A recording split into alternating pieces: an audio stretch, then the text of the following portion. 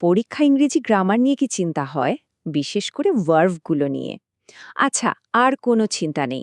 আজকের এই আলোচনায় আমরা ভার্ভের এমন সব নিয়মকানুন সহজ করে জেনে নেব যা পরীক্ষার জন্য এক কথায় অপরিহার্য। তো চলুন শুরুতেই একটা প্রশ্ন দিয়ে শুরু করা যাক। আচ্ছা, বলতে পারবেন ইংরেজি পরীক্ষার গ্রামার অংশে সবচেয়ে বড় ফাঁদ কোনটা? মানে কোন জায়গায় ভুল হওয়ার সম্ভাবনা সবচেয়ে বেশি থাকে? আর উত্তরটা হলো ভার্ব ফর্মস। হ্যাঁ, এই ভার্বের সঠিক ফর্ম ব্যবহার করতে পারা বা না পারার উপরে কিন্তু পরীক্ষার একটা বড় অংশের নম্বর নির্ভর করে। তো চলুন শুরু করা যাক একদম সহজ একটা পার্ট দিয়ে, যেটা আমাদের আত্মবিশ্বাস অনেকটাই বাড়িয়ে দেবে। আর সেটা হলো রেগুলার ভার্বস। ভাবুন তো, রেগুলার ভার্বসগুলো যেন একটা রান্নার রেসিপি। একবার যদি মূল নিয়মটা জানা হয়ে যায়, তাহলে হাজার হাজার শব্দের ক্ষেত্রেও কিন্তু একই নিয়ম ব্যবহার করা যায়। মানে এরা খুবই অনুমানযোগ্য।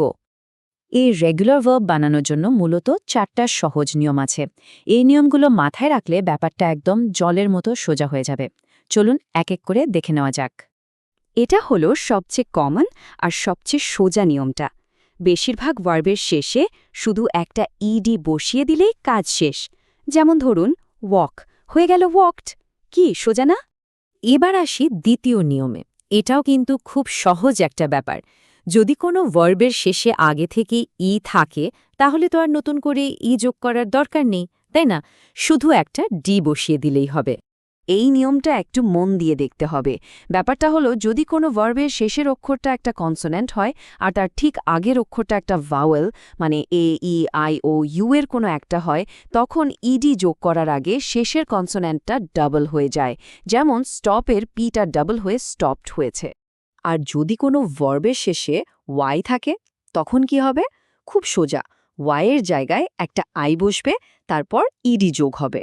যেমনটা আমরা দেখছি, ক্যারি হয়ে গেছে ক্যারিড। আচ্ছা, রেগুলার ভার্ব তো গেল। এবার একটু চ্যালেঞ্জিং পার্টে আসা যাক, ইররেগুলার ভার্বস। তবে এটাকে সমস্যা না ভেবে একটা মজার চ্যালেঞ্জ হিসেবে নিলে দেখব ব্যাপারটা অনেক সহজ হয়ে গেছে।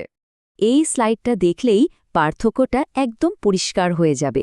দেখুন, রেগুলার ভার্ব ওয়াকের সাথে শুধু ইডি যোগ হয়েছে, কিন্তু ইররেগুলার ভার্ব গো পুরোপুরি চেহারা পাল্টে ওয়েন্ট বা গন হয়ে গেছে। এদের কোনো ঠিক ঠিকানা নেই। সোজা কথায়, ইররেগুলার ভার্বগুলো ওই ইডি যোগ করার নিয়মটা একদমই মানে না। এদের পাস্ট টেন্স বা পাস্ট পার্টিসিপল ফর্ম বানাতে গেলে হয় ভেতরের ভাওয়েল বদলে যায়, অথবা এমনভাবে বদলায় যা আগে থেকে অনুমান করা মুশকিল। তার মানে এগুলো একটু মনে রাখতে হবে। তবে ঘাবড়ানোর কিছু নেই, কারণ এদেরকেও কিছু প্যাটার্নে ফেলা যায়। এই ইররেগুলার ভার্ব মনে রাখার একটা দারুণ কৌশল হলো এদেরকে এক একটা গ্রুপে ভাগ করে ফেলা। যেমন এই গ্রুপটা দেখুন, আই, এ, ইউ প্যাটার্ন। মানে প্রেজেন্ট ফর্মে আই থাকলে পাস্টে সেটা এ হচ্ছে, আর পাস্ট পার্টিসিপলে ইউ হয়ে যাচ্ছে। যেমন বিগিন, বিগ্যান, বিগান। কি দারুণ না ব্যাপারটা? আরেকটা খুব কমন প্যাটার্ন হলো যেখানে পাস্ট পার্টিসিপল ফর্মের শেষে ইন যোগ হয়। যেমন ব্রেক থেকে ব্রোক, আর তারপর ব্রোকেন। এই গ্রুপগুলো জানা থাকলে মনে রাখাটা অনেক সহজ হয়ে যায়। এই গ্রুপটাও বেশ মজার। এখানে ভার্বগুলোর ভেতরে কিছু পরিবর্তন হয় আর শেষে একটা টি বা ডি চলে আসে। আর মজার ব্যাপার হলো এদের পাস্ট টেন্স আর পাস্ট পার্টিসিপল ফর্ম দুটোই সাধারণত একই রকম দেখতে হয়। যেমন বাই, বট, বট। এবার আসা যাক সবচেয়ে অদ্ভুত গ্রুপটায়।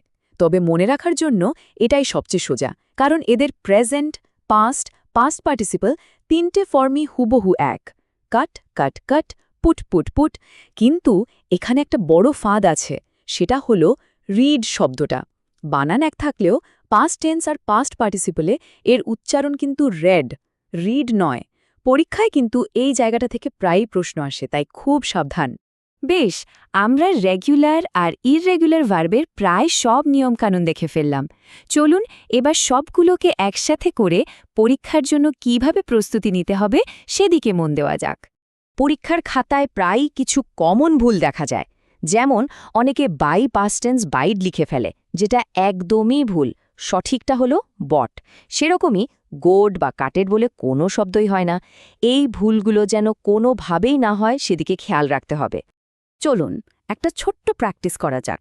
ধরা যাক পরীক্ষায় এই প্রশ্নটা এলো, the athlete blank a new world record. অপশনগুলো হলো রান, রানেড আর র্যান।